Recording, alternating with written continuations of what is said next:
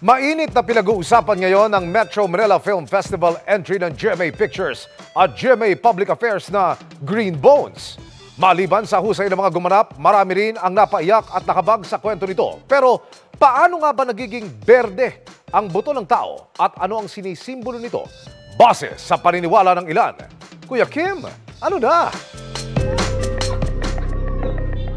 Sa dinami-dami ng gamit sa tahanan ni Jessica sa Caloocan, ito ang kanyang pinaka-iniingat-ingatan. Ang turing niya rito, kayamanan.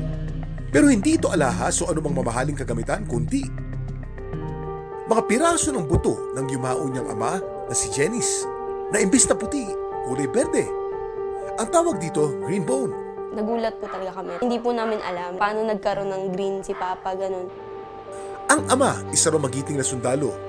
Lahat parang pinasok ni Papa para masustentuhan po yung pangangailangan po namin. Pero taong 2019, pumanaw ito dahil sa sakit sa bato.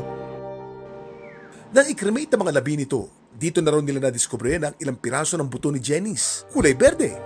At dahil rare o bibihira daw ito, Kinip talaga namin siya sa drawer na lang po. pero ano nga ba ang ibig sabihin kung ang labi ng isang yumao nakitaan ng berdeng buto? Kuya Kim, ano na?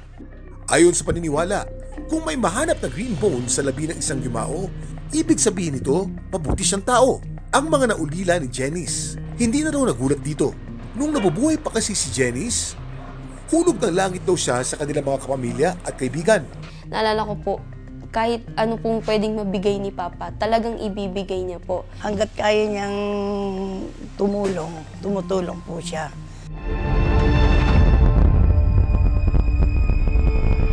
Ang paniniwalang ito tungkol sa green bones, ang siya ring tema ng pinag-uusapan ngayong pelikula ng GMA Pictures at GMA Public Affairs.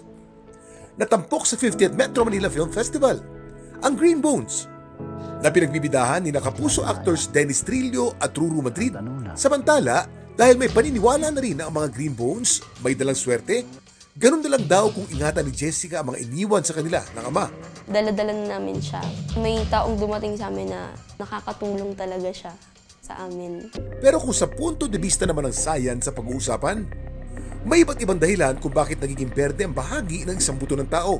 Ang matagal na pagkadikit ng buto sa mga bagay na gawa sa copper, tulad ng mga ornaments at accessories, ay maaari din magdulot ng ganitong kulay. O di kaya dahil sa contact sa tetracycline o chromium oxide sa component naman ng antibiotics. Yung pagtitake mo nito, pwede ka kasi magkaroon ng discoloration ng kanyang teeth, yung kanyang bone, no? May mga environmental factors. Once na na-expose siya sa mga ibang elements like mga metals gaya ng mga copper or kaya mga bronze, no? Pwede talaga itong magkaroon din ng mga green bones. Ang mga green bone ni Janice, magsisilbing paalala na kahit nalubisan na siya, mananatiling buhay ang kabutihan sa puso ng kanyang mga naulila. Ito po si Kuya Kim at sagot ko kayo, 24 oras.